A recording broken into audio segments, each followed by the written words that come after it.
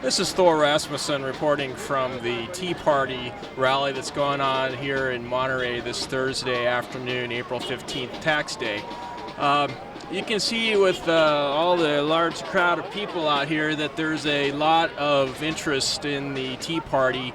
A lot of people are upset about the high rate of taxes that we are currently experiencing because of the policies of the Obama administration. And also, a lot of people are concerned with the health care reform measure that was recently passed. So I'm going to be talking to a few people out here, get their take and see what they think about the whole Tea Party revolution that's going on here in Monterey at the window on the bay. Other than you guys being bussed in, where are you guys from? I'm from Salina. All right, Okay. Everybody here is local. That's right. That's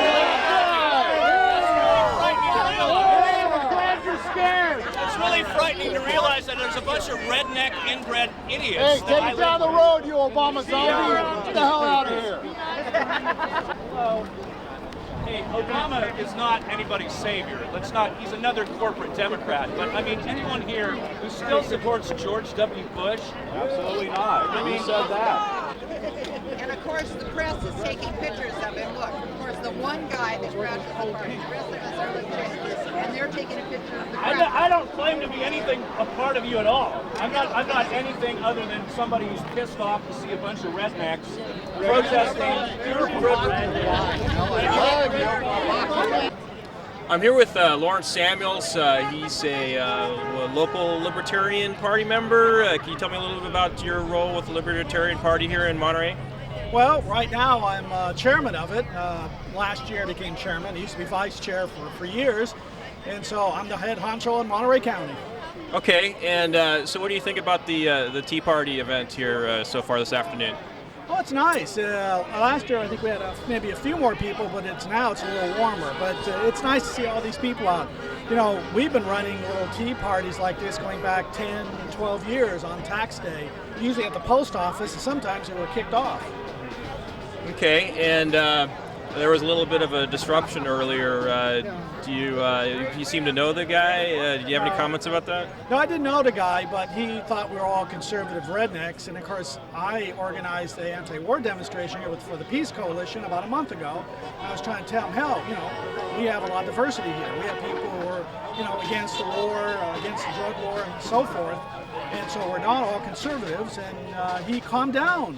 Okay, well, that's good. Yeah, he thought, he said, well, libertarians, a lot of people can work with libertarians, left and right. I said, yeah.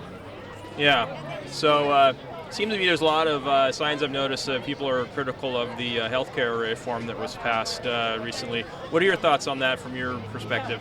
Well, the whole idea of being forced to buy a product, whatever it is, healthcare, whatever, I can't understand it. I mean, what's next? You got to buy a car, you got to buy a boat, you got to buy, Kleenex. I mean, government can tell you do anything now. Right. So, any general overall thoughts on the event today, or just some, your thoughts on paying taxes in general, considering this is the 15th of April, the one of the most dreaded days that the Americans have to face every year? Well, I always think back to Thomas Jefferson. I've always been a Jeffersonian. His big campaign promise for president was to get rid of all federal taxes, and he kept his promise. We had about 80 years in this country without any direct taxing by the federal government, and it worked. They ran. I mean, So, any thoughts on, like, I've heard some people say that, the amendment to impose taxes on us was never completely ratified, and other people say that we should really consider alternatives such as tariffs and so forth. Do you have any thoughts on taxes in general, or what should be done instead? Well, I've always thought that taxation is basically theft. It's legalized theft, but there's a lot of reasons to oppose taxation. When Jefferson got rid of it, he still had tariffs, he sold land, he sold stamps, and he improved the budget, the balance for it. I mean, I don't think he completely got rid of the deficit they had, but it really helped compared to earlier under the Federalists, who had all these taxes and they were not bringing down the deficit. Right. Okay, well, thank you very much. I appreciate you taking the time to talk to us today. Okay. All right.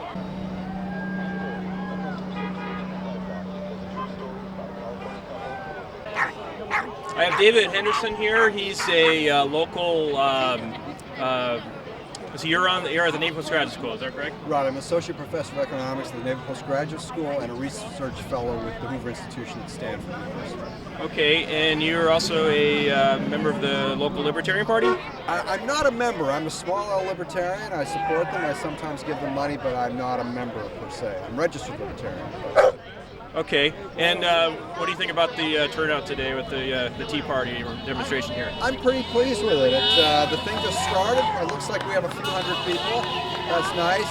What I'm most impressed with is the attitude of the crowd. There was a person who came along a few minutes ago and tried to taunt people, use the F word, and people just had a great attitude. They tried to engage him. They were friendly, having a good time, and I think he got madder because of that. And it was great the way the crowd treated him. Now, do you think this guy was here purposely trying to disrupt things and try to get? It was clear. He'd say things like, "What talking points do you have besides what Sean Hannity tells you?" So I showed him my sign and I said, "Here's one: cut taxes, end the war." I don't think I've heard Sean Hannity say that. Right. Okay. So you're not just following the talking points of Rush Limbaugh, Sean Hannity, and the mainstream conservative talk show hosts? Not at all. We've got a government that's out of control domestically and in foreign policy. It's all of one piece. War is a government program, and it works about as well as other government programs, sometimes worse. And we need to just pull in the U.S. government, get it back, have it quit intervening in other countries' affairs, have it quit intervening in our affairs, and cut it down to size. I mean, very small size. Okay, so what do you think about the recent healthcare legislation that was passed? It was an abortion. It was horrible. It was written in Harry Reid's office. They never meant it to be the bill. I bet behind closed doors the Democrats are embarrassed. The problem is they wrote it to have something to go to conference with the House on, and then Scott Brown gets elected in Massachusetts. There goes that plan. So if they wanted something, that's all they had, and they'd rather have something really bad than nothing at all. Okay, now my understanding you're originally from Canada, is that correct? Yeah, Okay, now do you have any insight onto the Canadian system as opposed to what it looks like it's going to the United States, and what your thoughts are on that? Yeah, I have an insight of the Canadian system both as the son of a consumer. My father was stuck with that system, and as someone who studied the health economics literature. I was the health economist in the Reagan administration in the early 80s.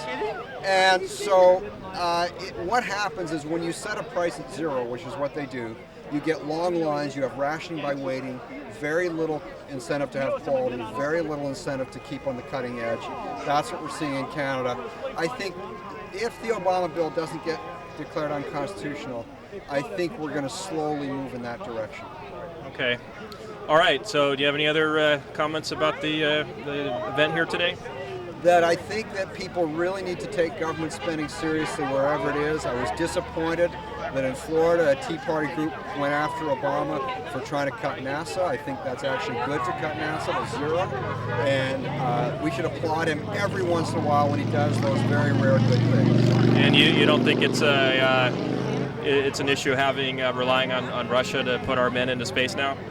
Oh no, because if you unleash the private sector, we're going to get people in space faster and cheaper. Okay, so you support more space should be more of a private sector approach as opposed to the government approach? Absolutely, and I went the other day to the Naval Postgraduate School and saw Dick Rutan speak, and he was saying the same thing. He called NASA naysay, and he called the shuttle the scuttle.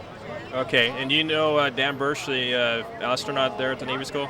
I don't know him, no. Okay, yeah, you might talk to him someday. He's one of your fellow employees over there at the school. Yeah, I've heard about him. Yeah, great.